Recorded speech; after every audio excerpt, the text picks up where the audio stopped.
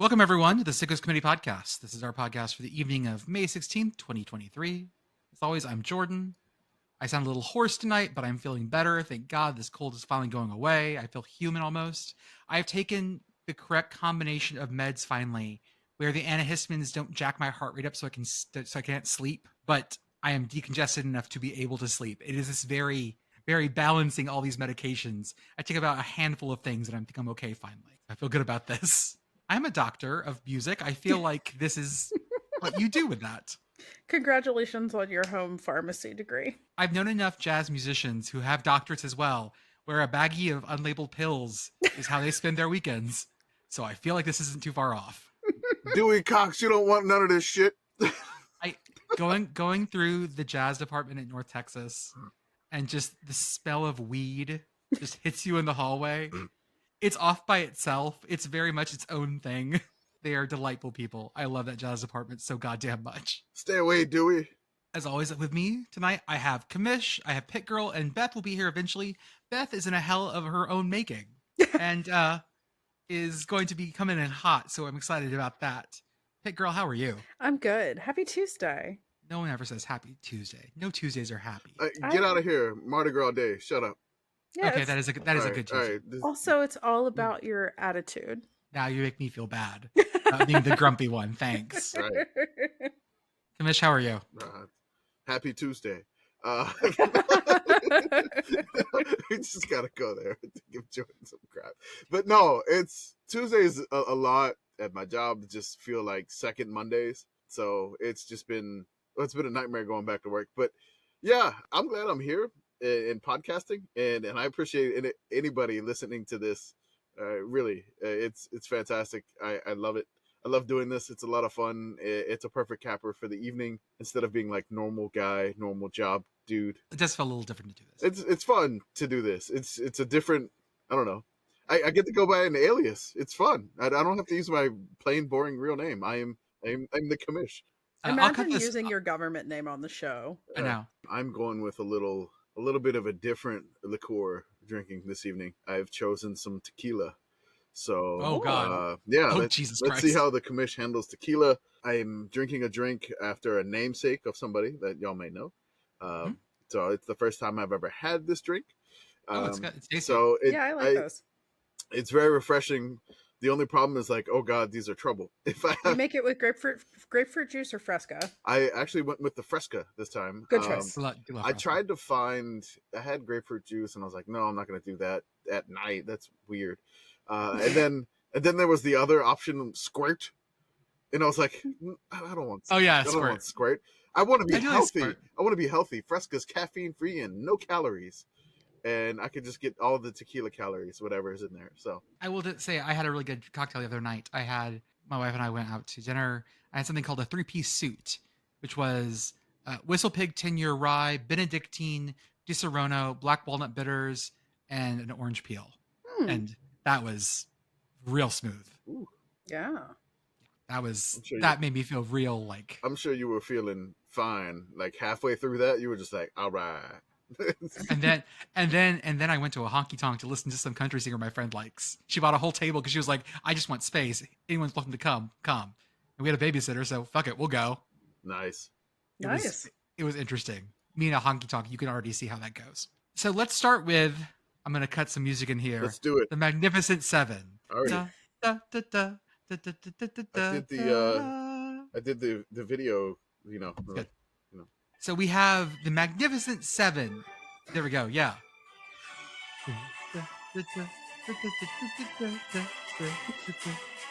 We have Clemson, Florida State, Miami, North Carolina State, Virginia Tech. They are the Magnificent Seven ACC schools, and they have said that. I guess they've had a like no coastal club, or whatever we're gonna call it, where they had their own club meetings and didn't tell anyone else. Fully 4 of those schools are in the coastal. We're in the coastal. RIP the coastal. I have so many things to say about all of this, but North Carolina and NC State managed to have a club, and they were just like, okay, we're fine with this. Just don't fucking tell Duke anything. I swear to God, if any of you guys tell Duke anything, I'm gonna be so pissed off. Just don't say anything. Hi, Beth. Welcome. Hi. Yay! I think that the fact that Duke isn't there was enough to make North Carolina and NC State be like, this is fine. This is totally fine. Let's talk through your feelings here, PittGirl. Please tell me what is magnificent about any of these schools not named Clemson. Even Clemson, you've got to be like, yes, they've had a good recent history. They've been a program that has had some weight behind it, but this is a mishmash. Virginia definitely feels like they got invited because they were next to Virginia Tech. No, Virginia Tech Okay. also got invited for no fucking reason. What has Virginia Tech done in the last 15 years? That's yeah. But hear me out here. The dictionary defines magnificent as impressively beautiful, elaborate, or extravagant, striking. And we have determined that all football is good football. I don't know. That just sounds like so by definition, you're just describing Miami to me. Yeah, the only thing that fits here is Miami and extravagant. It's the Hurricanes. whatever else is there, No, the magnificent part. I don't know if they meant to sound like the Wild West, but like with Jason Kirk and Spencer Hall and Alex Kirshner and Richard Johnson and I forgot the animator. Was it Ty? Oh yeah, I can't remember his name, but yeah, the Sinful Seven. The Sinful Seven. It reminds me of that because a lot of these schools in the Sinful Seven in the beginning were in this Magnificent Seven that came out. This was The Simple Seven. Let's pull up the thesaurus and we'll get through some.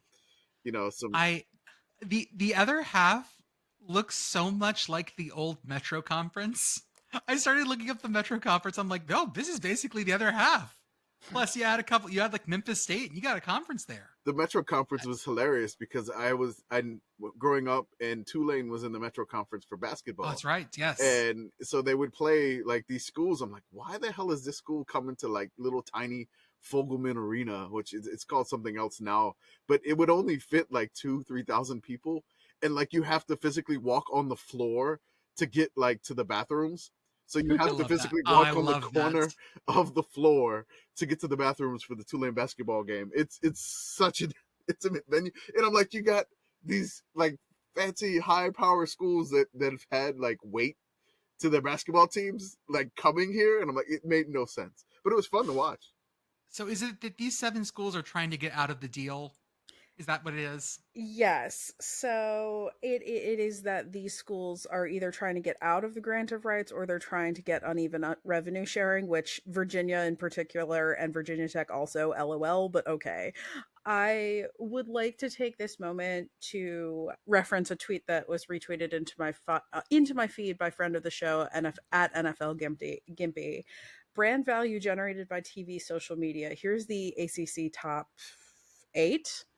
Number 1, UNC. Number 2, Clemson. Number 3, Duke. Number 4, Miami. Number 5, FSU. Number 6, Pitt. It is 7. Number 7, NC State. So somebody's math isn't mathing here. Magnificent 7. Magnificent 7. Among other things. I get that Virginia and Virginia Tech are a package deal here, but it is funny to me that we are still acting like Michael Vick is still here. Number 1. And number 2, I would like to posit that UNC is the ACC's Texas. Ooh. Oh. Mac Brown connection. Yeah. Mac Brown, they're perpetually supposed to be a big deal, but never quite there. The only difference is that UNC never got anywhere, so they have no back to be. That's why UNC is back is not a meme. Well, maybe basketball wise, but I am going to throw UNC back as a meme now, though, because that just feels correct. Yeah, Thank you. North Carolina, we can make it a thing now.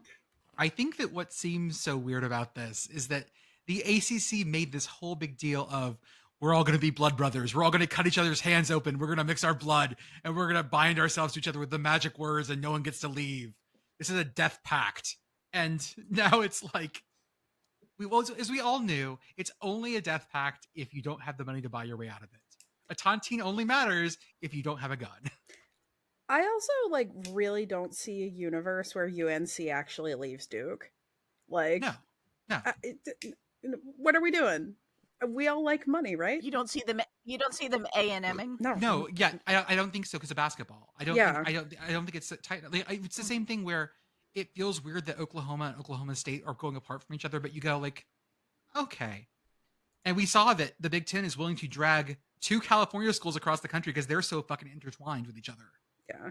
Even though they didn't want one of them, I'm guessing. I mean, also, like, where are these 7 schools planning on going? Because I don't see the Big Ten taking NC State. Like, what are we doing here, people? I don't know.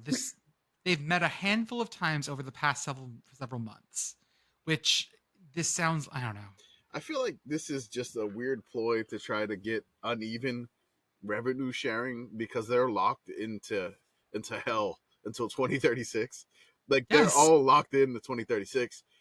I think the only other conference that has a deal that runs into like the 2030s that was not renegotiated was the Sun Belt. They're locked until like 2031. I would love to see the Sun Belt do something like this, like the Sun Belt 7. By the way, Swim Swam has this up now, so we can. This is as good Is as it really goes. Swim Yeah. Swam or was it the fake like Swim Swain? No, Swim Swain, whatever that dude was, had been saying that that there was now the Hateful Eight because Louisville was part of that, but I could find nothing about that. We could not find anything. I could find nothing. Louisville like Louisville's posting things, dropping hints about their own, like, oh, Big 12 is looking at us, we're gonna jump too. Okay, calm the fuck down, Louisville. Yeah, but no, but actual Swim Swam is covering this Magnificent Seven story now. So wow, okay. I mean, it's a big deal. it is locked. It is real. Virginia swimming, huge bargaining chip. I really would love to see like smaller conferences like try to do something like this, like the MAC or the Sun Belt try to pull something like the Michigan Three Amigos, like Western, Central, and the Eastern. They're all just like, oh yeah, we're gonna do it. The chips the ego. I just like playing the cards so hard, being like, well, you guys can't. We're going to demand half the revenue just for the 3 of us. If you guys don't like it, you guys can fuck off. Okay, sure. Bye, guys. Hey, PittGirl, you want to be independent again? Maybe, probably not. The actual answer is the one. The actual answer I like is one proposed by Smoking Musket, actually, which is basically we're gonna make the biggest 12, and the Eastern Division is gonna be the Big East again. That would be fine. I would be too. That'd be fun as hell. Somebody marked it. Somebody made I think it was somebody on Twitter. I can't remember his name. I think his name was Kyle Umlang. He made a Big 20 reference where it was the Big 12 logo, but just like 2 X's. And it was like a bunch of the ACC teams in there that wanted to leave to join in to the Big 12. Which, I mean, this conference realignment stuff is just, it's tiring, and I know it's the off season, and it just feels like we're being manipulated by, streaming services. We're being manipulated by, media companies. And it's kind of weird. Like when we get this information, we're not like journalists or anything at all, but we just have takes. We're trying to verify rumors. And I'm like, are we like backing into being actual journalists at this point? Yeah, I actually do. It's like, I don't want to post the Louisville thing until I have at least a second source. Like, what the fuck is going on with me? I need to verify this. Like the sickos, it's. I mean, I guess our principles here are just like it can only be sickos if it's true. Right. Like we don't need to say false shit. No, because everything is already so crazy if it's just true. Yeah, there's no reason to make it bigger than that. It's I mean, we don't make stuff up. We're not like tabloids. That just like basically throw stuff out there to get like engagement on social media. We're just pointing out the actual absurdity of college football, and that's the sicko stuff for us, which is we're in a weird niche or niche. I will say that the story I heard of at the Ritz-Carlton where the ACC is having their spring meeting, the fact that Wake Forest AG John Curry, shout out to John Curry and his former AD at Tennessee during that job search, that was the one that ended up with, I think, Pruitt. I think they ended up with Pruitt after he flew out to Wazoo to try to get Mike Leach, and oh god, all that. That was the Greg Schiano. Yep. Them painting. That was one of the most. I mean, I'm not a Tennessee fan, but that was one of the most ridiculous coaching searches I've ever seen. Yeah, it was quite entertaining. I'll just say that. So Wake's AD John Curry and NC State's AD Boo Corrigan are in a screaming match, and apparently Clemson's AD has to get between them to separate them. So there's something there. Unless this is all, is it kayfabe? Is that the word I'm looking for? I think so. Yes. I don't even know what that That- means. Kayfabe is like the, oh god, I'm gonna get roasted for this. That's the part of wrestling that we all look at and go like, oh, it's fake, but it's not totally fake. Okay. It's the show part. So maybe this is the show part, but I think that these guys aren't nearly charismatic enough for that. So I assume that if Wake's AD is screaming at NC State's AD, then something has happened. Someone said something, and it made everyone lose their shit. Because again, no one's talking about Wake Forest here. Where my Demon Deacons at? I feel bad, PittGirl, especially because like you're right. You're not in that other half, but to be here and be like, well, I guess Virginia Tech, get on the lifeboat. Pitt and Wake Forest chained at the hip, like always. That just like Pitt and viscerally, Buffalo- that feels wrong. Pitt. Hey, look. I'm just gonna say this. This is probably gonna make PittGirl upset, but if this does go down, you could add UConn and UMass, Syracuse, BC, Wake, NC State. Whoever's left over in the NC State, they're one of the magnificent Are seven. they in sir. the 7? Duke. Okay, yeah. Duke is the one that's getting left behind. Pitt and Duke, yes. Okay, so Duke, Oh God. I mean, How would BC, you like to play Duke every single year in football? BC, We already did that. Duke. Oh shit, you did do that. They were in the Coastal, so Yeah, we Ben did that. yes. I remember So I that. mean, you got Syracuse, Pitt. You throw in UConn, UMass, Boston College. So you have some northeastern, conclave region area, northeastern, midwestern. I don't know What Pitt does considers. conclave mean? I have no idea. What do you think Pittsburgh is emphatically not the Midwest. Yes. Side note. Okay. Just making sure. I was waiting for him to say Pittsburgh was New England. Oh, No. God. I was really hoping he'd say that because that would just Pittsburgh. Can we stick with conclave just because I want white smoke? I was like, you said conclave. I was like, I want to tease it out real fast. What do you think conclave means there, Commish? I think I got that wrong. I don't know what the thing is. I don't know what word you were going for. Habe Was it- moose hit Pam. Was it okay? It was enclave. Okay, I like that. I think. Enclave, I'll take. I think. I'll take enclave. I don't know. I just imagined locking. Well, I mean, what they do at the spring meetings, they lock all the ACC ADs in a room together until someone comes out. I'm learning stuff that I'm using the wrong words and whatnot. An enclave is a territory or a small territory, a part of a larger one. Mhm. An exclave is a portion of a state or district geographically separated from the main part by surrounding. I got alien YouTube videos on explainers on this. Okay. Yeah. Oh, yeah. How many explainers do you want on this? Because I got tons. Okay. Yeah, you guys remember the time that we talked about the shortest international border in the world? That's an exclave of Spain. Okay, so conclave could kind of work here. It's either a private meeting or a secret assembly. That's the Roman Catholic cardinals, secluded while choosing a pope, or a gathering of a group or association, the annual conclave of former ACC football. I'm gonna start calling this a conclave. I'm gonna go with a different word that Okay. uses clave as a Yes. suffix. This is Okay, an well- autoclave, a machine that uses steam under pressure to kill harmful bacteria, viruses, fungi, and spores. Get this baby up to 3,000 degrees, and we finally have a podcast. I'm just steam sterilizers. I imagine if we put a picture of a steam sterilizer and autoclave Mhm. in the podcast no context thread, I'm sure people would be quite worried about us in the Discord. I will actually throw a picture of autoclave in there. I'm sorry for using my claves incorrectly. So Oh, don't. I just had no clue I- what word you were actually using. I was just very thought it curious. was right, but I don't, again, I believe it's Claves. pronounced claves. Conclaves. can we say it with a Cajun accent? Let's go on to our next topic of debate. Conclave. How many years do you get in college before people can say anything about you? My answer is you can get as many as you want. But for some reason, people found out that Stetson Bennett did 1 year at community college and 5 years at Georgia, and did not have a degree at the end of it. And everyone starts like cracking jokes. Hey guys, people take tons of time. It's fine. Senator Blutarski Mm-hmm. took 7 years. Mm-hmm. Stephen Godfrey took many years. Same. I mean, the fact of the matter is like, I mean, if I'm looking around at the folks I went to college with, 1 year at community college and 5 years in a 4-year college, and still not having a degree doesn't even get you in the top 20. Hell, I mean, Beth and I have music education majors. That shit lasts you 6 years sometimes, just because. Mm-hmm. Degree's not real. I can relate to Stetson Bennett or Stephen Godfrey. Yeah, it took me that long. So 6.5 years. I did transfer and lost a ton of credits when I transferred in the middle of it. And then there was a hurricane named Katrina that kind of slowed me down for about a semester or so. 6.5 years, yeah, I probably should have finished.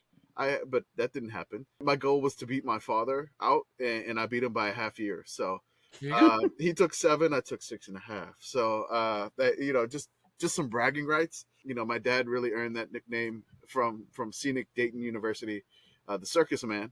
My nickname came out of there was Escalante. So I don't know who got the better nickname. I think he did. Circus Man sounds a lot more fun than just Escalante, but it kind of fits that I'm living in San Antonio now. It works out, and I mean, I'm not ragging on Stetson at all. No.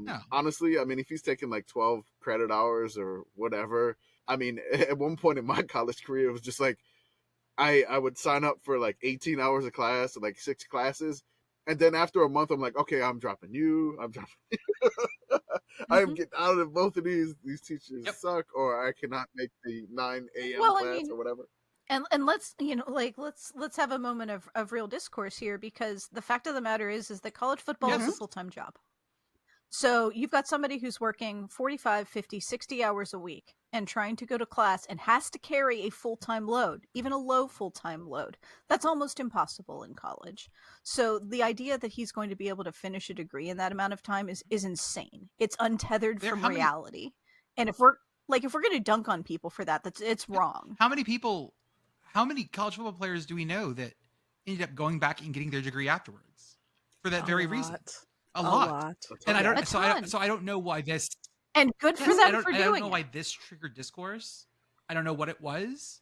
I think it's the like lol, he's old, lol, it was 6 years. Mm-hmm. But yeah, guys, this ain't it. You do you. Everyone do their shit. Yeah, like I'm about to graduate at 40. So and Commish is gonna, get his second undergrad at 60. So there you go. Well, I mean, I did just get my master's, so I'll finally go back and be the weatherman that I always wanted to be. There you go. And not change my major 8 times, which I feel like Stetson probably was a major changer. Which, if you keep changing your majors, I wonder if we can get like some screenshots from like Stetson's Georgia career, if we have like the pictures and it shows like what his major was his freshman year, they show him. And then maybe like the sophomore year, it's another one. Or is he like communications? And then it's kinesiology. Then it's like general studies, or then it's like business management. These are not the majors that I chose. They were just examples. But I originally started in atmospheric science because, which is why, I wanted to be the next Jim Cantore. And that's why the Sickos Committee has like physically accurate Sickos warning levels. Because we're weather nerds too, so it's just like the warning. This is the warning. This is the watch. This is the advisory. We're everything nerds. We love it all. It's we have approximate knowledge of many things. It's just enough to be dangerous. I'm so excited that CBS is going to get a full big scoop of Big Ten football to start with, because they're big like guys. Or sorry, not CBS, NBC. It's like, okay, guys, not NBC. Sorry, it is CBS. CBS is like, you know what? We're going to take a big bite of Big Ten football to start with. And what are we going to do? We're going to eat Iowa, Penn State. Yes. I can't wait for this game to take 4 hours because it's on CBS too. Oh. Just maximize everyone's suffering. Oh my God. It is a bold choice to put the aperitif first. It's a bold choice, and I applaud it's an it. 8 p.m. Eastern kick. Oh, that game's gonna be over at midnight. Oh. And it's the whiteout. Oh yes. For Iowa, gotta show Iowa up. It's only they might score 10 on you guys. It's almost on the 19th anniversary of the 6-4 game. Please. Yes, I mean, please. Man, that's PittGirl, we need to have a watch party. I'd also like to point out that Penn State. I will stream a watch party with the two of us watching that game and going progressively more unhinged. Penn State's homecoming game is October 14th. That's the UMass game. That game is presented by the Pennsylvania Pork Producers Council. So there you go. I just wanted to say that. That's tough. The Pennsylvania Pork Producers. Coming after Iowa's throne. So that's the PPPC.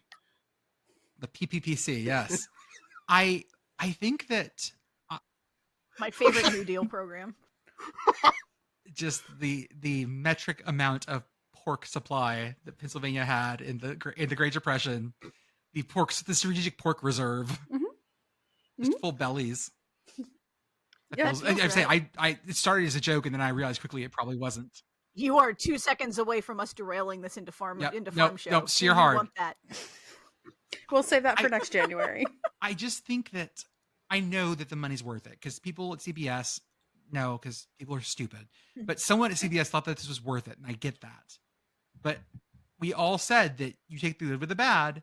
So for every, this is going to be a Michigan, Ohio State banger, you're going to get Whiteout at Penn State for Iowa at 8 p.m.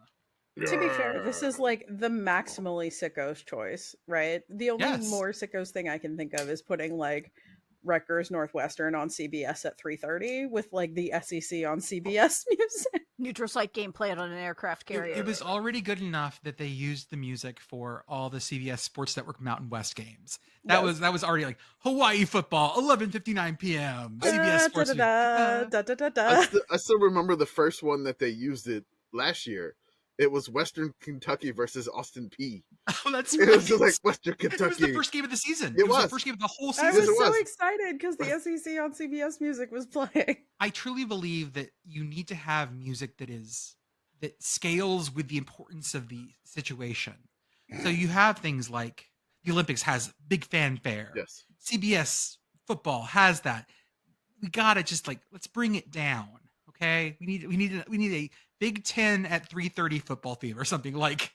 So we need a chill wave remix of the CBS music, something Actually, like that. Now I might try that. Okay. And you said like music is the importance of the situation, which this is why we don't have an intro theme song because technically we're not. We do. Important. Beth and I actually discussed it today. We did. Beth and I discussed it today. And we are getting there. I hope you like some nice 12-tone music. I don't even know what that is. As long as there's jaw harp in it, I am down. No problem. Thank you, Beth. While we're talking about music, I do want to take 1 second to appreciate and mourn the loss of the old ESPN college football music that had the drum line in it. Because that one was the best one, and I miss it, and I get nostalgic for it every year around football season because the college football playoff music just doesn't hit the same way.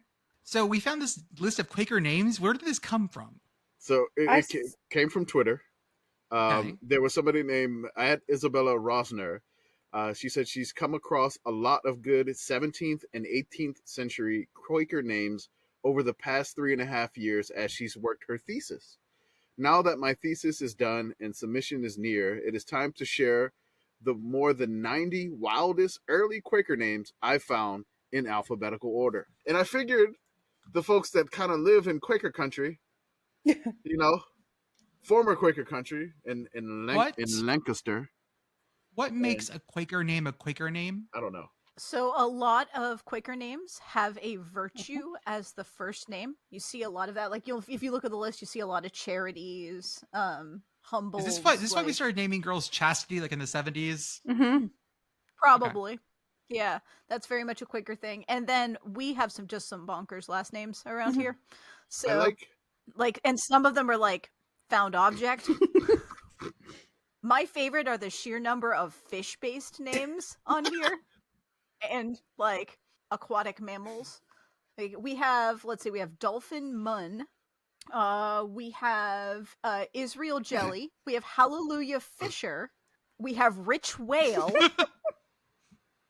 which is just absolutely spectacular. Oh, Rich. That's a great white whale, right?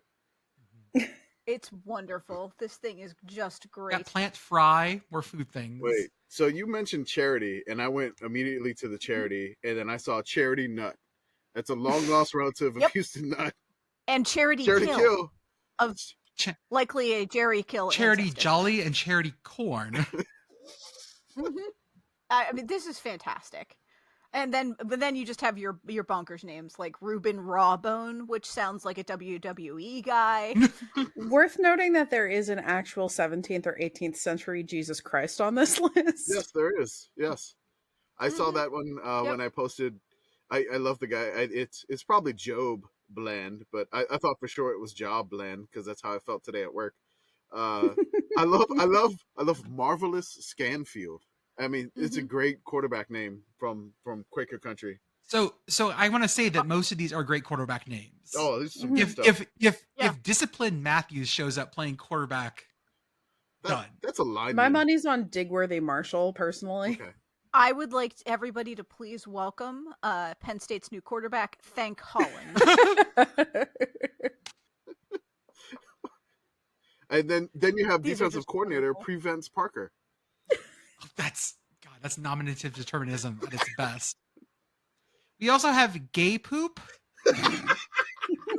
and Elizabeth Poop.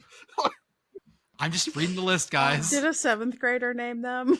I love that there's one. Her name is Barb B. Barbie. Mhm. Barbie. I want God Blessed to play at Ole Miss so badly.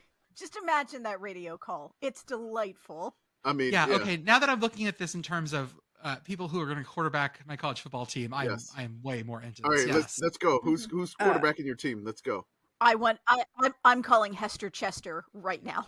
Hercules Cross. That's a good one. Any QB named Hercules. I think that the other one that you don't want though, you don't want quarterback Peace Love. No. Can I assign a quarterback to a school? Yes, do Yep. that. Go ahead. I would like to assign Virgin Kent to BYU. Yeah, that definitely works. Perfect. Definitely works. I want to assign Eustace Cockery to South Carolina. I'm gonna give Stanford Henrietta Herbinson. Then we have Texas Tech quarterback Revolution Sixsmith. No, Revolution Sixsmith is definitely the quarterback at UMass. Okay, that works. Oh, The I was going to go Oklahoma State, but yeah, either way, that'll work. Definitely. Boston College wide receiver Experience Cuppage. I do. I often do. Simple sentence. A lot of these are also simple sentences, which works great too. Oh yeah, Washington State defensive end Temperance Poor. Yep. LSU cornerback Furley Loosevelt. Commish, can you say that in Cajun for us, please? Wait. Which one is that? Please. Second row, top. Second column. What was the name? Furley Loosevelt. Furley Loosevelt. Furley. Oh my god. What position? Anything. Just, Cornerback. yeah. Cornerback LSU Furley Loosevelt. There we go. He does have a nice ring That's to it. perfect. I need that in my life. Right guard Constant Shield. And then you can get the low country, like somebody for Georgia. Marvelous Scanfield. I would love to have like a mock jersey or shirt with one of these names on it. Where can I get that, Commish? Hey, maybe you could get one from our store. We'll probably just throw these random Quaker names in our store. Hop on over to Selfie, the Sicko Selfie store. We use our print-on-demand merchandise, which is easy to do this. You can even do it yourself. Use these links to sign up for a free trial at get.selfie.com/sicko sent you or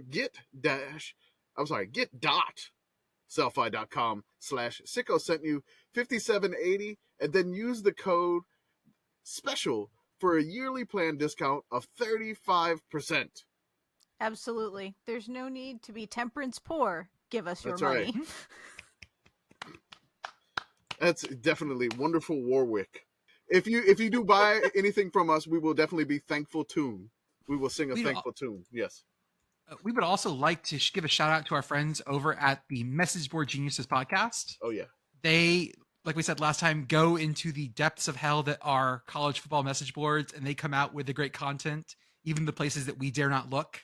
Go listen to their podcast. They are funny. They are, I'm going to say, more college football topical than we tend to be, but it just depends. It's the day. Yeah, they do have some interesting episodes in the past. They it looks like a few weeks ago they discussed Florida State fan proposed move to the Pac-12, and Ohio State's fan complaining about the woke Supreme Court. A Nebraska fan excommunicating a former player from Husker Nation. Dion's transfer portal escapades. A TCU fan's takedown of Boulder's cocaine-fueled satanic culture, and their genius of the week. I think their satanic culture is just basically the chain smokers saying they stole a mattress in Boulder or whatever. But yes, the Finally referenced. the best college football game day pickers ever, which everybody hates, but they have like the best record of all time. They do have the best record. Nobody's like, somebody's gonna knock off the chain smoker.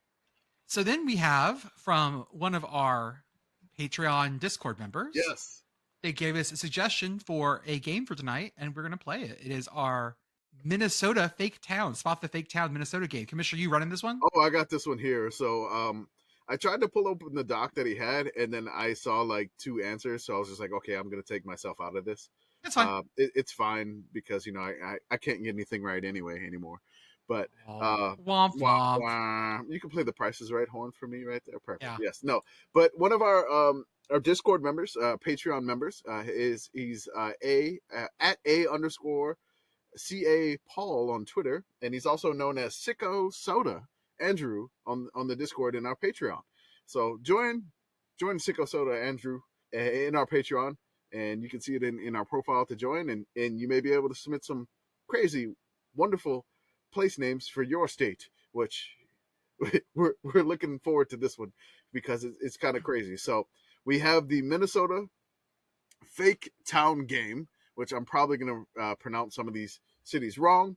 Category number 1, chili, like the food. And then category number 2, New York, or at least in the region, part 1. I'm going to go chili to start with. I was presumptuous and made a choice, guys. Sorry. Okay. Totally made the choice. So here we go. Kettle River, Pepper Lake, Skyline, Spicer. This is the Midwest. Pepper Lake is too spicy. I don't think they have a Kettle Lake. Oh, it's Kettle River, but Or Kettle. I don't think they have a Kettle River. okay. You're muted, PittGirl. You're muted. Am I muted? No, Oh, PittGirl okay. is. No. No, I'm muted. Oh. I don't even know how that happened. What I was saying was, like, I agree with Beth that Pepper Lake is too spicy, but also you have to remember that Minnesota is the land of 10,000 lakes. And so they were No. probably scraping the bottom of the barrel. There's an everything lake. This is Yeah. very, very true. I think I'm looking at like salt, pepper, cumin seed. I don't know. My son Albert. I'm gonna go with Spicer. I would say Skyline is fake. All right. So PittGirl talked Beth out of the correct answer. It was Oh, no. Pepper Lake was fake. No. It was too was too spicy. Too spicy. Too spicy. Okay, no points. It was like a pepper tornado up in here. All right, so we'll go to the next categories. We got New York, or at least in the region, so probably some New Jersey flavor in here. Part 2, or playing with the boys, so names with boys in it. And if you do pick this category, can we use that Kenny Loggins song, Playing with the Boys from Top Gun, with that gratuitous volleyball scene that is completely unnecessary? Is that the song? Yes. I didn't know that. Yes, Playing with the Boys. Let's go with Playing with the Boys. Okay. So these are all towns with boy in the name. Amboy, Boy River, Boyd, Boyerville. I'm gonna guess there's no Boy River. That sounds Weird. Yeah, it does sound weird. I think Amboy is fake. Okay. I'm gonna go with Boyd. Boyd, it was Boyerville. So everybody wrong again. Oh my god. Yes. Oh, no. This is some jigsaw shit now that Commish is in charge of a game. Hey, Can't wait until we all take an L to the state of Minnesota. oh, well, I mean, again, Yep. I've never been to Minnesota, and I've had Ludafisk. I've already taken that L. Okay. That shit is gross. okay, I say that in Coach L's voice. Ludafisk. Ludafisk. It sounds like ludicrous, I mean, but we know that I have famously been to Minnesota, so Yeah, well, it's like this is Minnesota's revenge for Beth's shit talking. that's right. Saint Olaf's revenge.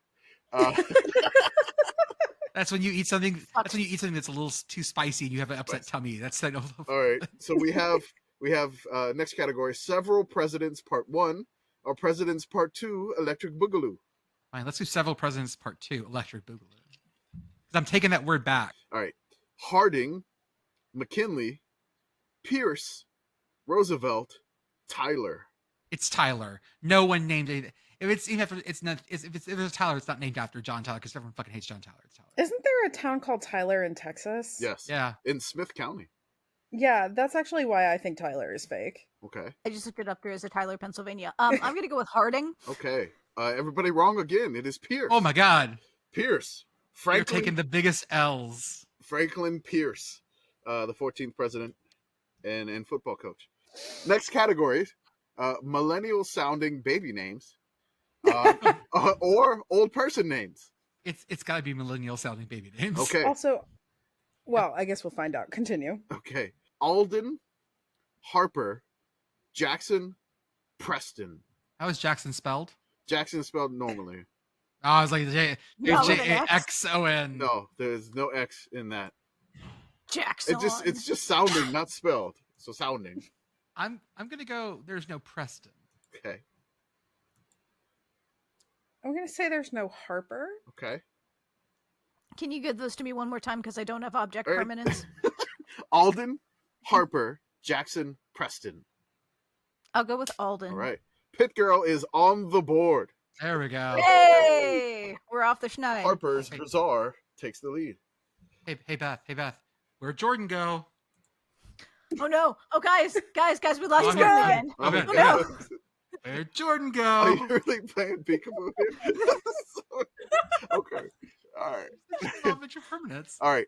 We have regular ass last names or European cities. I would like regular ass last names. Anderson, Brooks, Johnson, or Peterson. I I'm will gonna go say- with Brooks. Yeah, I also think Brooks is fake. Okay.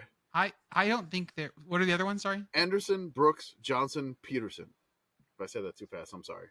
Even if it's not Brooks, I feel better because that place is Scandinavian as hell. Mhm. All the sons are leaning me towards that. So I'm gonna go with the rest of them too. We'll all be wrong together. I'm gonna say it's not There's no Brooks. Okay, it's Anderson. You are all incorrect. Oh, come on. You're kidding me. Not kidding you. Wow. Sorry. I apologize. I blame St. Olaf. St. Olaf's fault. You too. The curse of St. Olaf is striking. So next two categories. Animals. What are they gonna do? Sing out a tune at me? Yeah, totally. That could be bad. Come at me. Animals. I'm joining you, Beth, on this. Animals are geology.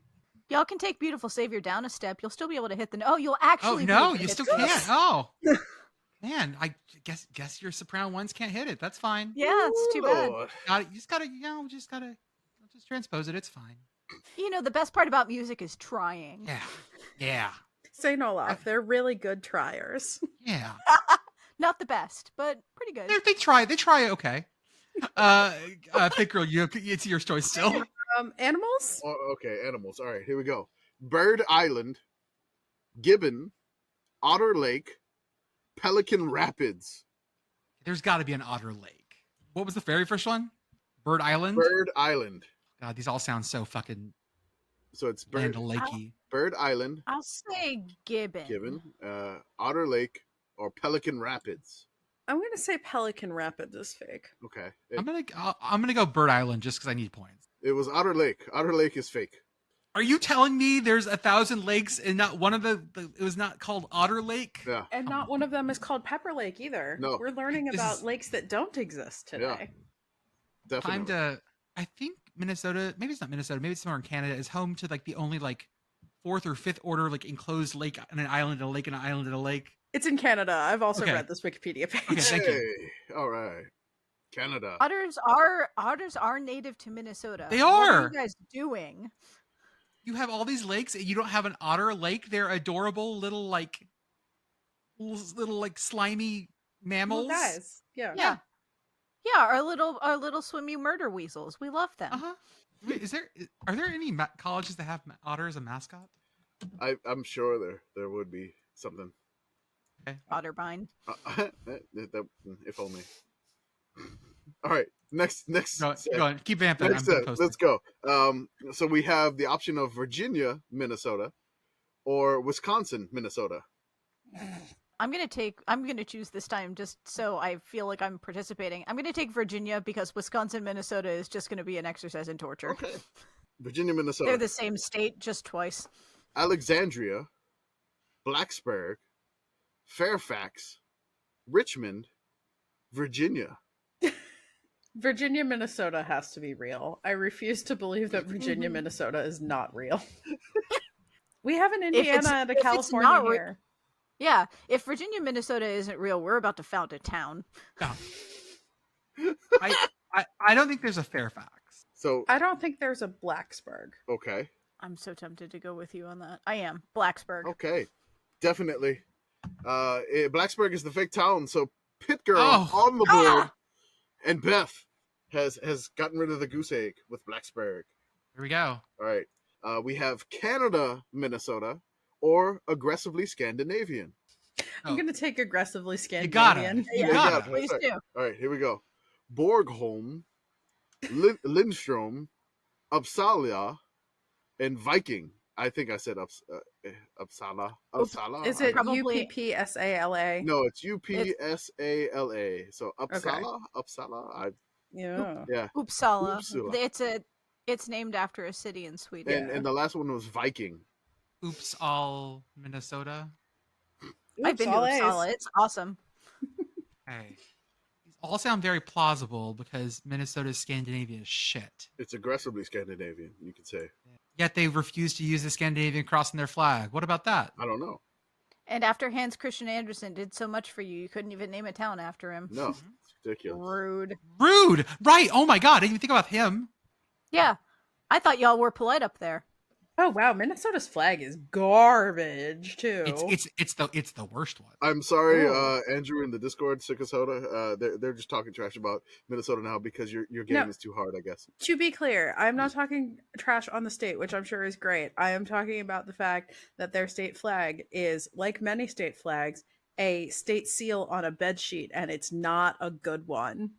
Yeah, there's too many words. There's too much going on here. And you put your name on it. You know how you know it's a bad flag? Because you have to put your name on it. The flag is not a name tag. Shout I out to think- CGP Grey. Stealing from It him. looks it's like a fine. really bad commemorative decorative plate. Yeah, it does look like a Uh, We bought the whole set after Dale Earnhardt died. this is bad in a lot of ways. Try again. Yep. Try again. Or if you want, we will make you a flag. What were those four? What were those four cities again? By the way, I Yeah, know, sorry. here we go. It's, back to the aggressively Scandinavian category. Now who doesn't have object That's permanence? right. Borgholm, Lindstrom, Uppsala, or is it Uppsala, and Uppsala. Viking. I don't think there's a Borgholm. Okay.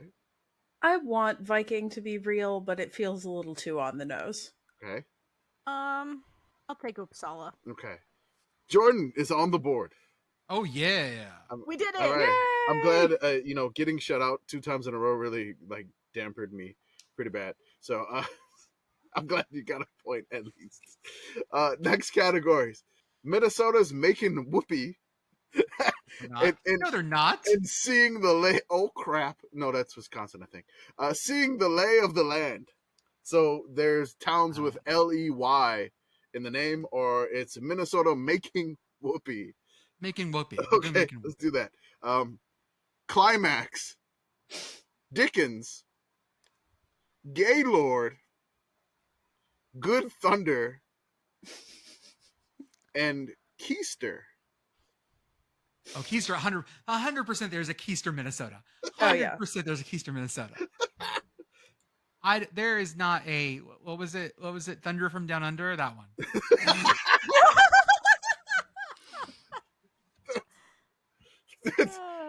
It was Good Thunder, but yes, okay. Yeah.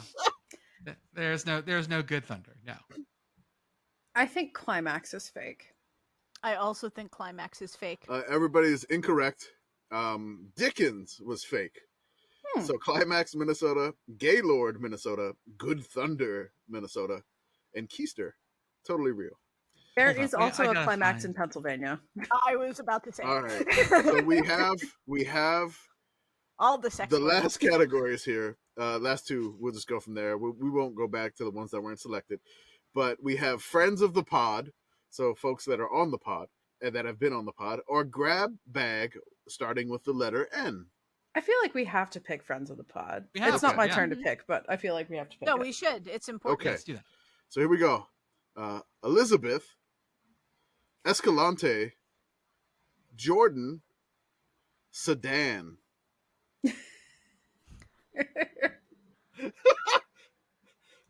There's no way there's an Escalante, Minnesota. There's no way. Zero.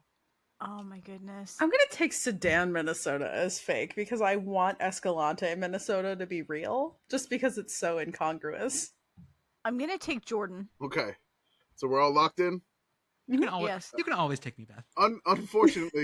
Unfortunately, Escalante is not real in Minnesota. So Elizabeth, Womp Jordan, womp. and Sedan are correct.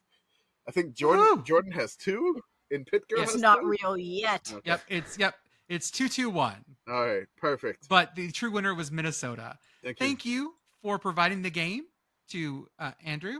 And yeah, Yeah, I mean, How Sometimes. to found a town in Minnesota. I just want to say, can't be that hard. I just want to say, join the Discord. You can submit some stuff. We posted something on Patreon, which we're going to do a couple of other things on our Patreon page. Which, if you are patrons, you will get to do some fun stuff. We just posted a thing on our Patreon where you can ask the Sick House Committee any questions, and we're going to field some of those questions on a podcast, depending on what we got. If you're in the Patreon, just check your Patreon to submit that.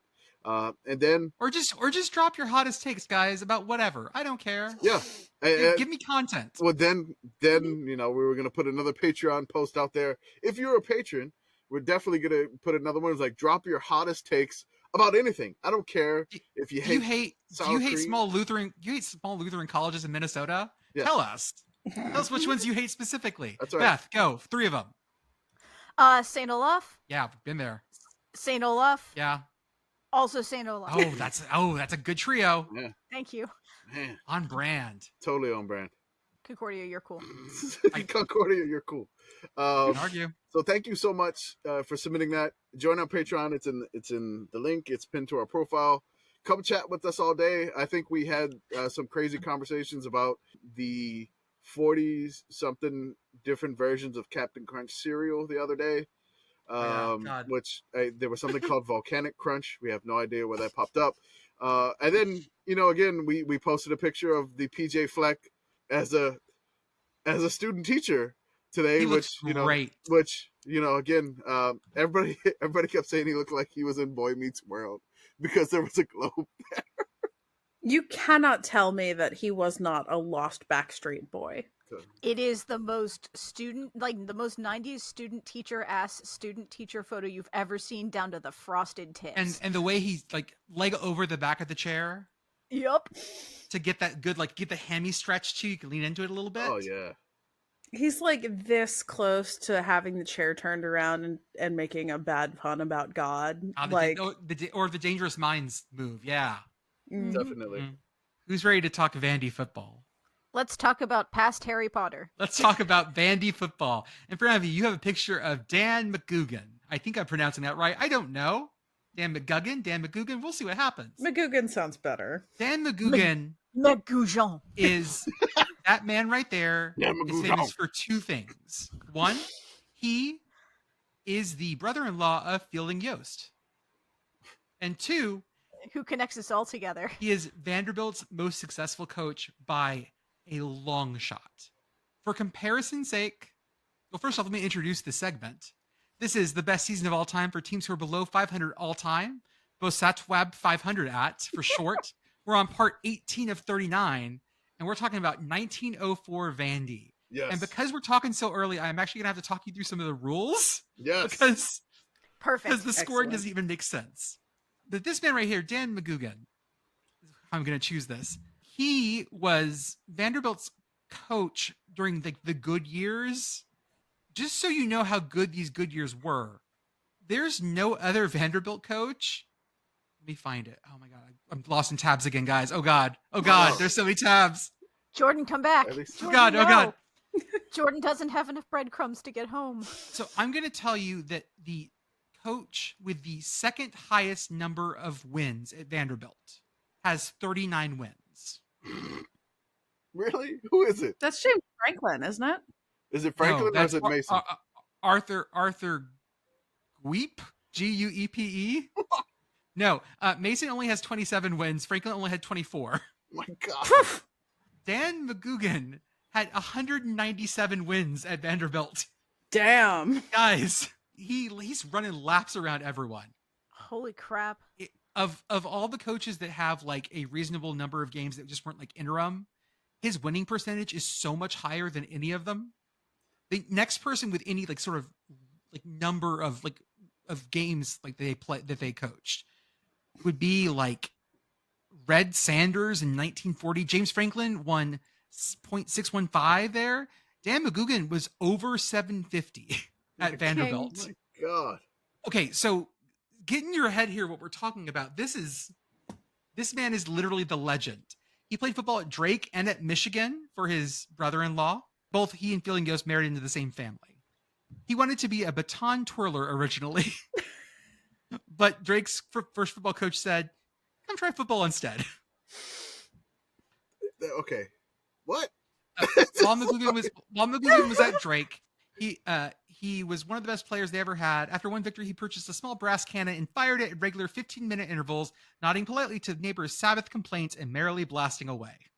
So the old dude in Mary Poppins is this guy. Yes, exactly. I love the this other so thing, much. guys. We're going to talk a lot about weight today. Okay. Because every article from 1904 is talking about these players like they're fucking heads of cattle. And all the comments are like, our boys are heavier than those boys. We're going to win it. And even them talking about McGugan at Michigan. Michigan is the lightest guard. McGugan is the lightest guard that Michigan has had in the last 10 years, but he has not met his match in the past 2 seasons. As a guard, he is careful yet nervy. He keeps the jump on his oppositions and keeps the advantage. McGugan, the only year he didn't coach was 1918, and that was because he was in World War I. Vanderbilt won 8 SIAA championships and 2 SoCon championships in this time. Not SoCon. Southern Conference. There you go. It's the SoCon, the old SoCon. Mm. And also, of course, after all these conference championships, Vanderbilt has definitely never won a Southeast Conference championship. Someday. This is the gentleman of the 1904 Vanderbilt squad. Someone figure out how many different places they're looking. All of the different places. It's like trying to get a 4th grade class to take a group picture. No one is looking in the same direction. He looks so snappy though in the center. There's a dude off to the right. Looks like he's trying to stand up and people are holding him back. It's great. You got to do the thing with this picture that you do with the kittens and just get the laser pointer out so they all look in the same direction. Mm-hmm. And you know this picture took like 8 minutes to take or whatever it was in 1904. No, they had the big flash powder at that point. Here's what they looked like on the field. This is from one of the Vanderbilt games that year. They have the beautiful striped arms. The Vanderbilt team this year for this epic year was averaging a couple hundred people a game. Let's talk about the schedule. They were undefeated this year. And not just undefeated, they blew the doors off everyone. They averaged 52.7 points a game, and only one team scored on them. And that team scored 4 points. Not a single team got in the end zone against them this year. That's right. Field goals were 4 at the time, right? Yes. That's right. Yeah, we'll talk about that first. Let's Touchdowns are worth 5. Extra points attacks 1 on, and field goals are worth 4. They just brought that down from 5. Sure.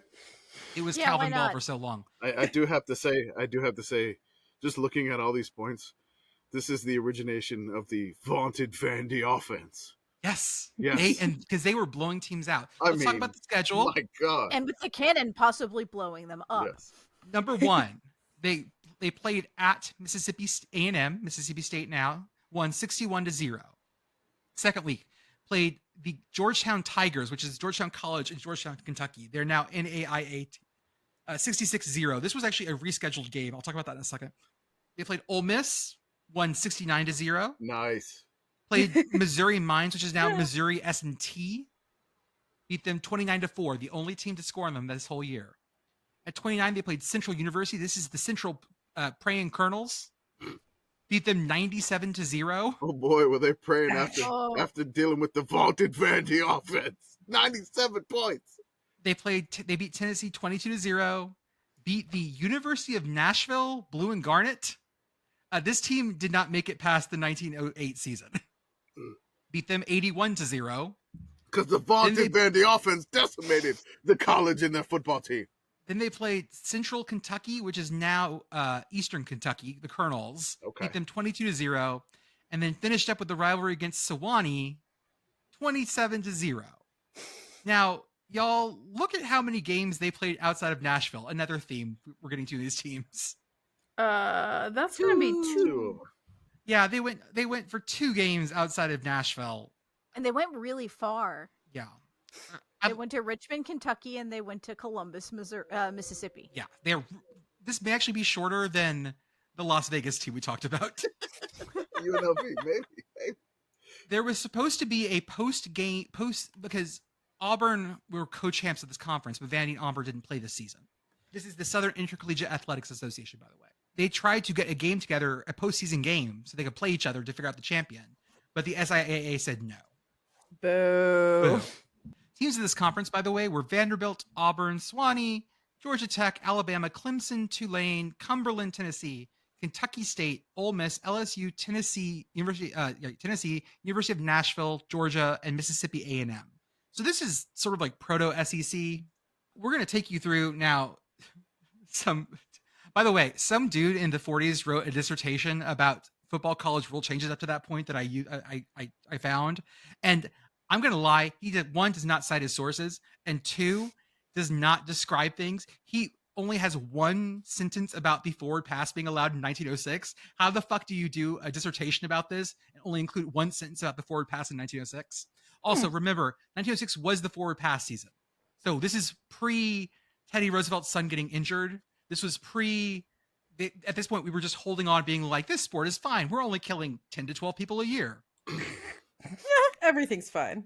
Also, games were supposed to be 70 minutes divided into 2 halves of 35, but teams usually didn't. You could negotiate with the other team and cut it short. Also, this was 3 downs to go 5 yards. Bring that back. That actually still happens occasionally. I remember that happening during Pitt's season opener in 2020 against Austin Peay. They just kind of were like, all right, we're going to let the clock run and pretend none of this happened. The problem with this season is that trying to figure out what teams they actually played, because none of the sources were really clear on this.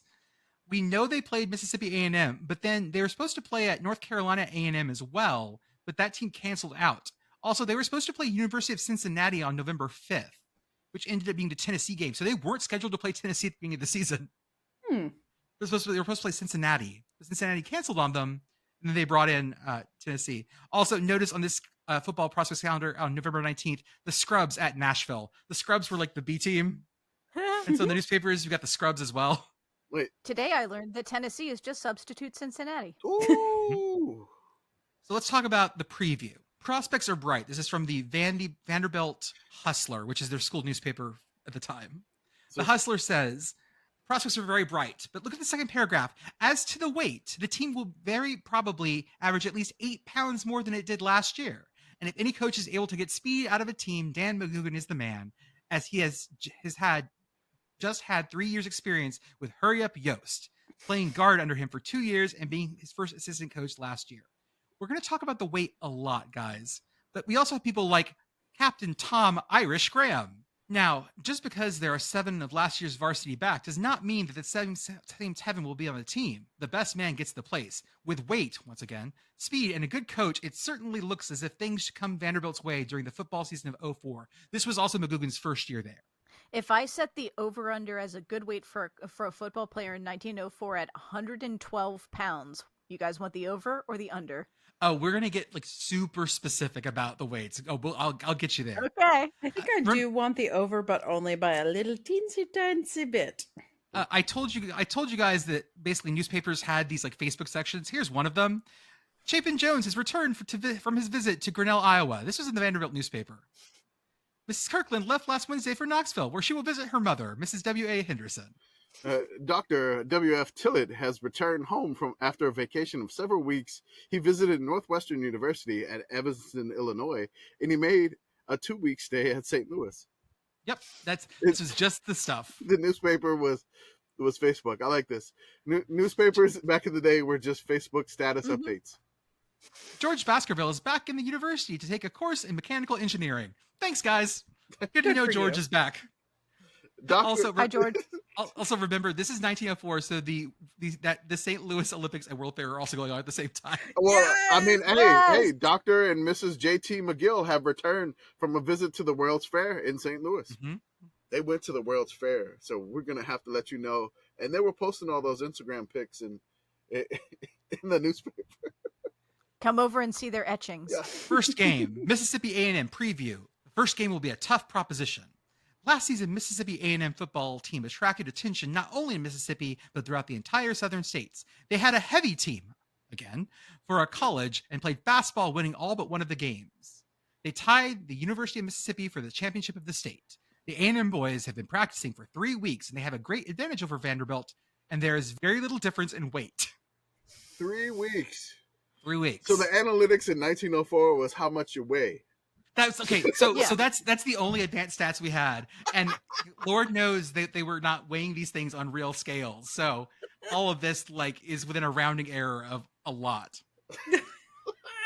So getting the team ready for the first game. Instead of a lot of preliminary foolishness, such as falling on the ball and tactics of that kind, Coach McGugan has been putting the boys through some real practice since he arrived. And now we have a don't be shitty. Like, we're better than other people. Do not boo. Things like that. Oh, nice. So we have this. This is part of the article. Let me find the quote I want. The fun constabulary. Oh, yes. Now, So it certainly looks as though the Commodores were going to have a tough proposition on their first game. As for our team, we are confident that they will do our part, and no word urging them to do their part is necessary. But the men on the gridiron are not the only ones that will have to uphold the opportunity to hold the old black and gold next Saturday. The man in the jacket is one that carries the ball, it is true, but the distance he carries it depends greatly on the cheers he receives from the sidelines. Now, if we expect to win the victory over A&M, we on the sidelines must do our part, for it is an important part, and failure to give our men proper support may mean defeat. To be sure, it is hard to organize the rooting aggregation on the first game, but this difficulty does not prevent a special effort from being made, and such an effort should certainly be made for next Sunday. Another word must be said in regard to the kind of rooting. In the wild enthusiasm of the game, students are liable to lend themselves to guying their opponents, even assailing the individual players with unbecoming epithets. Now, this kind of rooting is worse than worthless. It does no good, and besides, it is a reflection upon the man that does it, and furthermore, it is a reflection upon his college. It is not tolerated among the big Eastern institutions, and it is gradually going out of date among our Southern colleges. Like hell it is. May Vanderbilt be the first of our sister institutions to do away with it altogether. The game next Saturday would be a most opportune occasion for Commodores to set the example of clean rooting. Let us cheer our own men for all we are worth, but let us not guy our opponents. It is unsportsmanlike. Vanderbilt hates fun. You heard it here first. Holy shit. The fun police. I mean, this dude definitely thought he was cooking with the typewriter for sure. I could just hear him like, oh man, he just like uppity, just going to town. Clickety clack. Someone get me the whale oil. I'm cooking. I am cooking. My pearls. I do like the idea of calling your student section the rooting aggregation. I like that. Sickos Committee Rooting Aggregation. A rooting aggregation sounds like a group of pigs. We should we're gonna rename the Patreon to Sickos Committee Rooting Aggregation. The rooting go. aggregation tier instead of a committee member in good standing. The rooting aggregation tier. So that first game, it was going to be a big deal. Yeah, Vanderbilt didn't get a turnover on downs the entire game. Vanderbilt just ran over them basically. As you do. What was the final score again? That final score of that one was, I'll put it up in a different column, so I have to keep scrolling. That was 61-0. And they thought it was going to be a tough game. They thought this was going to be a tough one, and they just leveled them. Woo. Here we go. Their quarterback was well met with he was well up at the Commodore's weight, but the line was too heavy for him. And the majority of the times he was thrown back instead of gaining. Now, you might ask yourself, was Coach McGugan, was he entirely pleased with this result? He said there is space for the greatest improvement. And some of the playing of Vanderbilt was ragged, but in a day or so he will be able to remedy this. Man. Major Buzzkill, by the way, says that they did the cheering right. Not only did we pile the score on our opponents, but our men gave some fast, snappy ball, giving evidence of the fact that they knew how to play the game. knew the game they were playing and how to play it. This dude. It was 3 touchdowns to Kyle, 2 touchdowns to Pritchard, 2 to Hamilton, 2 to Craig, 1 to Blake, and 1 to Manier. Time of halves, 20 minutes. And the second half was 15 minutes. Attendance was 500. Wow. And these Vanderbilt newspapers guys actually have the play-by-play. Like the column in the column inches, they give the whole play-by-play. Wow. 66-0. Oh, Georgetown, boy. easy victim. Commodores win by 60-0. Kentucky is outclassed at every point. Just some interesting features. Just read the first line of the article. Easy? Yes. More than easy. Oh, Done. the Get wrecked. vaunted Get Vandy offense strikes again. Vanderbilt gonna win forever. Another victory. Mississippi overwhelmingly defeated 69-0. Nice. Game until Nice. last, but not a match for the Commodores. Outclassed, outweighed, but game until last. Mississippi went down in defeat before the heavy line plunges. It's just that the Vanderbilt team is super thick, and he wants to keep mentioning this. I don't know what it is, guys. Oh, Listen, everything is somebody's something. And now we're talking about Missouri School of Mines game. The Missouri team will have an average of about 168 to 170 pounds. So a little higher than your 120. Having very heavy line, but rather light backs. Baby got light back. Headline, heavy team from Missouri defeated. that's right, man. Their fat boys were not as good as our fat boys. Right. Hey, football's won in the trenches. By big, thick boys, weighing 168 to 170 pounds. Heavy team. Man. Oh my god. And then they beat Central 97-0. The headline is simply 97-0. Central of Kentucky beaten by largest score ever made on Dudley Field. Every Vanderbilt man a star. Wow. Can we read that first paragraph? Yeah. Because it's a delight. 47 in the first half, 50 in the second half, and 13 and a half minutes more to play when the game was called on account of darkness. Oh my god, it could have been worse. The vaunted Vandy offense. Oh my god. There was more than half. There was half of the second half left. Mm-hmm. Only once did Vanderbilt fail to make a gain of 5 yards. So there was 13 and a half minutes to play, and it was They called... called Central Kentucky the Little Lambs. Oh no! Yep, to the slaughter. No, they couldn't have got to 222, I don't think, on that one. I don't think so, because No. 222 you have to have someone helping you out. Yeah. So then Cincinnati cancels the game the week before. Cincinnati scared. And here's the funny thing. I can't find the newspaper for the Tennessee game.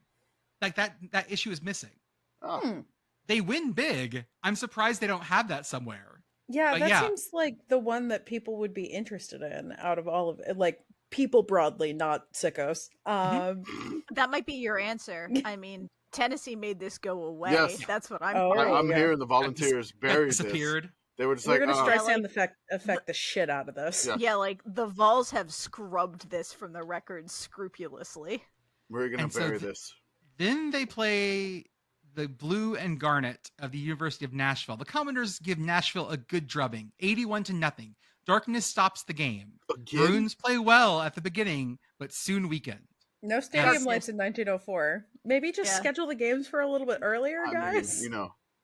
Just set one of the end zones on fire. You're clearly not using both of them. This did have the largest crowd of the season, 1,500 people so far. The crowd gets How many of them got collar at the end? I'm pretty sure all of them, or Well, trench foot, just from going to the game. Again, this University of Nashville team stopped playing football in like 1900s. Wait, hold on. Scroll up a little bit real quick. Yeah. All right, it says, here we go. But the old gold and black got together like a mighty machine, drove the Normalites back for a total of 14 touchdowns, and Captain Graham kicking 11 goals. Christ. wow. My Good God. This whole season was just a massacre. Yes. 11 goals. It's like a certain youth soccer team I could name. And- That's a good headline. Sewannee's purple turned a sickly green. Oh. All is over, 27-0. Tigers clearly outclassed, an ideal day and largest crowd ever on Deadly Field. We have to bevel those images on this page. We have to. Quote, here's to good old Vandy, drink her down, sang the Vanderbilt rooters on the southeast corner of the field. And while they were singing the greatest team that has ever been, They recognized back then this was the greatest team of all time for Vanderbilt. there was one, I gotta find one thing. There's one team, I think it was Vanderbilt. One team basically was like, nah, I'm done, and stopped early. Hit the bricks. You can leave. Oh, it was Georgetown. Sorry. It was Georgetown. It's a 6-0 game. Easy, yes, more than easy. We expected to win, but thought the contest would at least be interesting. But to add to the bitter taste the melange had already caused the rather limited crowd of spectators. Okay, buddy. The Sons of Old Kentucky refused to finish the game, leaving 9 minutes to play. The action is to be regretted, as it is entirely unbecoming of true sportsmen and tends to destroy interest in the game. Come back and play. No. I don't know. It's 66-0 with 9 minutes left. Like, they'd seen other teams go down. Why would you do that? They end up extending Dan McGugan, and he ends up being there for the next 20 years. I think he was there through 34, wasn't he? Yeah. It was wow. Basically through World War II, to the front of World War II. And once again, take the whole team, 1,885 pounds, and imagine them as one mighty machine whose driver it is impossible to stop. And you have the Commodores of 04. 171 pounds is the correct average of the team. During the season, they carried the ball for 7,399 yards, scoring 452 points in 312 minutes, which averages to 1.4 points a minute. Jesus. One more time. Here we go. The vaunted Vandy offense. Also, congratulations, 1904 Vandy. You weigh about the same amount as an air-cooled Volkswagen Beetle. Yeah, wait. What else weighs at 1,885 pounds? They weigh slightly more than an air-cooled Volkswagen Beetle. 1961 Beetle weighed 1,631 pounds. That's like Each player roughly weighed about 34 chickens. like the whole team's like one sickly elephant. Average elephant I'm probably way weight. Yeah, you're off by an order of magnitude. off. Okay, cool. I was trying to be sure. African bush elephant average weight 13,000 pounds. That's not an order of magnitude. No, wait. Oh shit. 13,000 Yes, pounds?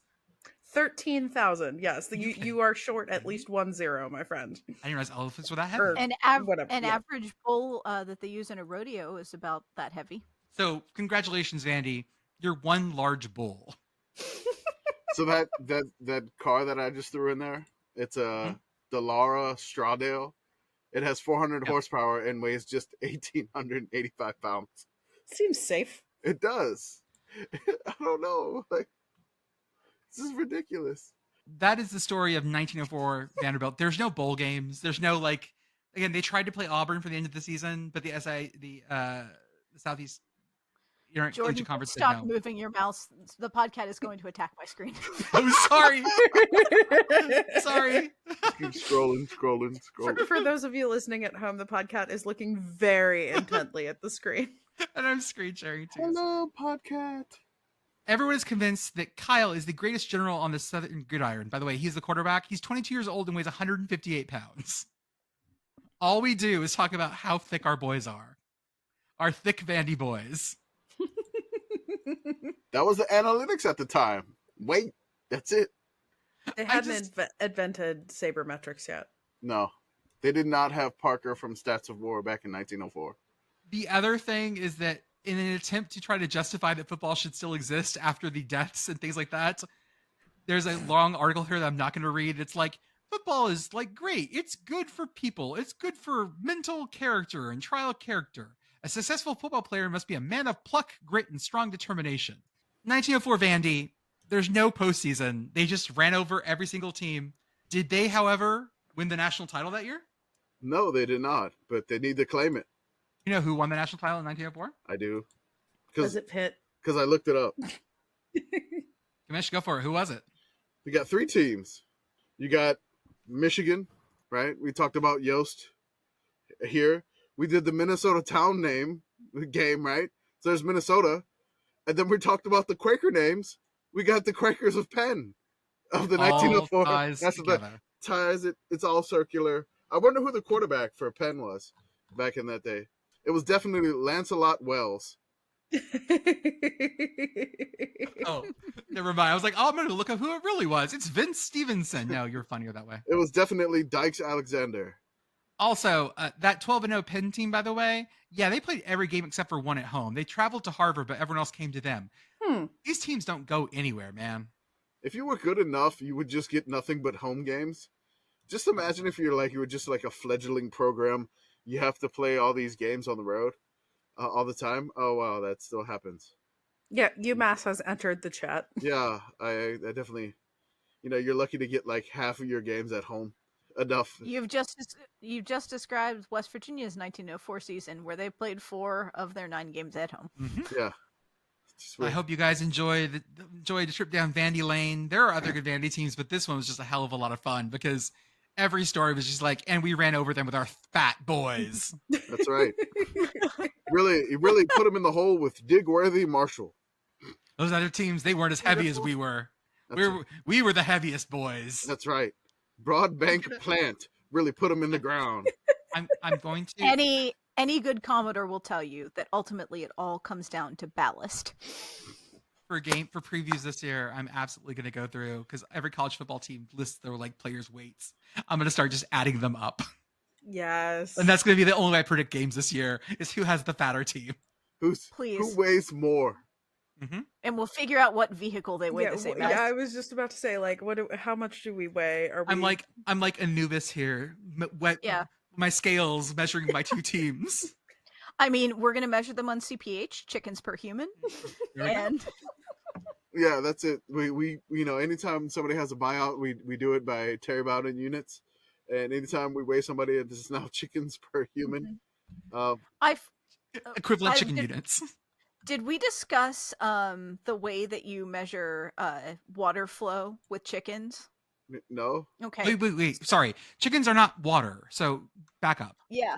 So when we talk about let me find something. So vamp for just a second. Okay. Well, definitely, the quarterback for Vandy was Squire Boone, relation to Daniel Boone. So if we're talking about how fast water flows past a certain point, like a river, it's very difficult for somebody to visualize a cubic foot of water moving. Yeah. So usually you'll tell them that's about a chicken. So if something's moving, with like 10,000 cubic feet of water per second, that's 10,000 chickens flying past you every second. That's so many chickens. Mm-hmm. There you go. Now I really want cars to have like chicken power instead of horsepower. Tell me how many chickens flowing the chicken flow. I can't. Okay, folks, that's all I got for tonight. We're gonna end on chicken units, and we'll talk to you on the other side. Here we go. We'll do it Pearl Jam style. Chicken flow.